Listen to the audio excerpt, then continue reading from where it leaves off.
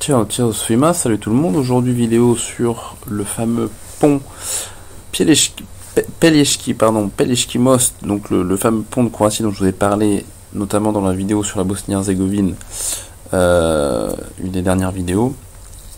Donc ce fameux pont qui dévie littéralement la Bosnie-Herzégovine pour pouvoir fluidifier le trafic en Croatie.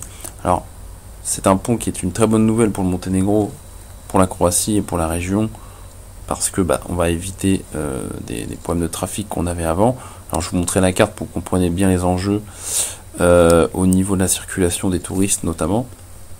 Donc ici vous avez la Croatie un peu plus haut, la Bosnie-Herzégovine ici, Monténégro, et quand on zoome on voit ce petit endroit là qui fait une vingtaine de kilomètres, donc c'est 20 bornes de côte pour la Bosnie-Herzégovine.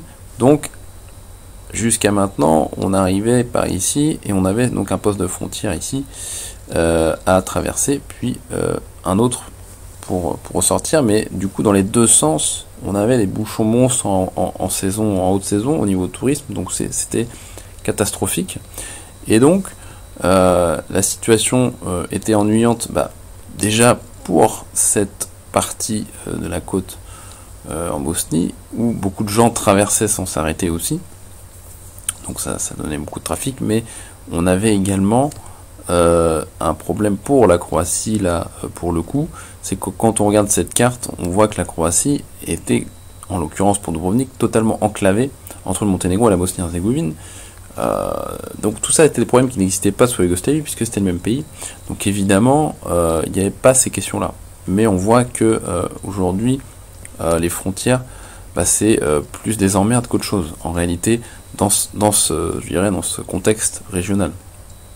Alors, en plus la partie là qui est enclavée, c'est pas la moins importante, puisque c'est Dubrovnik, donc le phare littéralement de la Croatie, comme beaucoup connaissent.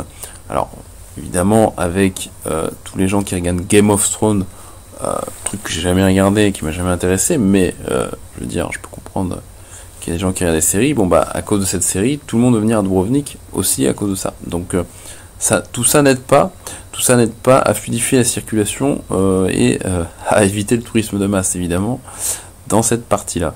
Alors, évidemment, avec ce pont, donc, ça va être la solution qu'on attendait tous, puisque ceux qui arrivent en voiture par là, au lieu de se taper parfois 2 heures de bouchon, il faut voir le chantier, c'est 1 heure pour entrer, et puis c'est 1 heure pour sortir, en sachant que pour ceux qui vont après en Monténégro, ils se retapaient à la frontière ici, donc tout ça était bien chiant à faire en voiture.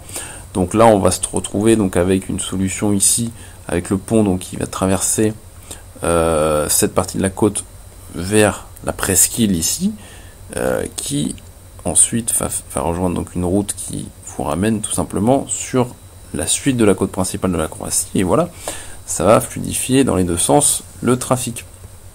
Donc c'est un pont qui est énorme, mais c'est effectivement un pont qui n'avait pas lieu d'être s'il n'y avait pas eu ces frontières qui étaient mal dessinées au départ, puisque la Bosnie-Herzégovine,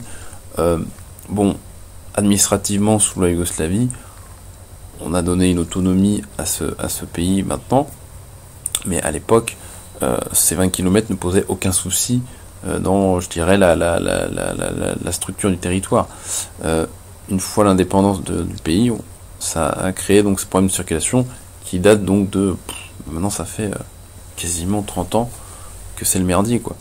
En tout cas 20 ans sûr par rapport au tourisme. Donc évidemment, quand on voit tout ça, alors que ça paraît incroyable, mais quand on voit que ces pays où les peuples parlent la même langue et ont une culture vachement proche, ces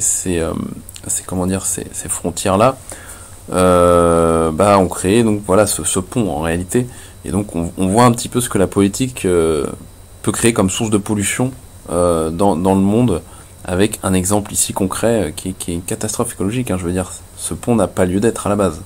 Donc voilà, structurellement à présent avec les frontières qu'on a, effectivement ça va être une solution évidemment pour fluidifier le trafic et donc faire gagner du temps à tout le monde. Mais tout ça, pour moi, est une aberration à la base, quoi. Donc voilà, pour les explications un petit peu historiques. Alors donc sur ce pont actuellement, il est vraiment terminé. Là, on est sur le contrôle technique, c'est-à-dire que les mecs font passer des camions bennes, comme on peut voir ici, qui sont chargés à bloc donc de sable, et donc pour tester vraiment la solidité du pont vers tous les piliers, etc. Donc c'est vraiment les derniers tests, mais il sera ouvert à la circulation a priori en février. Alors je ne vois pas, j'espère qu'ils ne vont pas faire ça. Ce serait dommage qu'ils mettent un péage pour emprunter ce pont qui a coûté une blinde, puisque bah, ça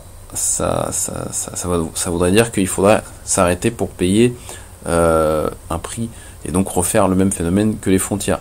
J'ose espérer que les gars ne sont pas basés là-dessus, mais comme je vois pas de portique à l'entrée du pont et à la sortie pour l'instant, j'ose espérer que ça ne va pas être le cas, sinon ça serait vraiment la blague de 2022, mais après tout, on a déjà vu des blagues impressionnantes ces derniers temps, pourquoi pas, mais je pense pas. Donc voilà, c'est un pont qui fait 2 km, si je vous dis pas de conneries, 2 km 3, donc assez long quand même, hein, assez long, et bah, ça va être super, en tout cas en voiture, ça va être assez sympa de le traverser, même si je pense pas qu'on va avoir grand chose avec ces glissières de sécurité là sur les côtés, mais ça doit être assez sympa la vue du pont, évidemment. Donc c'était la petite news du pont donc en Croatie pour Deviene-Neum, dont je vous avais parlé dans des publications précédentes. Et donc voilà, encore quelque chose qui est fini et qui est fait, et donc les travaux avaient commencé en juillet 2018 et donc sont finis, donc un peu plus de 36 mois pour finir ce pont, avec la même compagnie chinoise qui travaille sur l'autoroute au Monténégro. Donc on voit que les Chinois, bah, une fois de plus, hein, sont là, toujours plus présents, et donc voilà, pendant que les Européens font je ne sais pas quoi, bah, les Chinois, eux, ils travaillent, et puis en silence, mais ça se fait évidemment. Voilà, je vous laisse ici, et je vous dis à bientôt.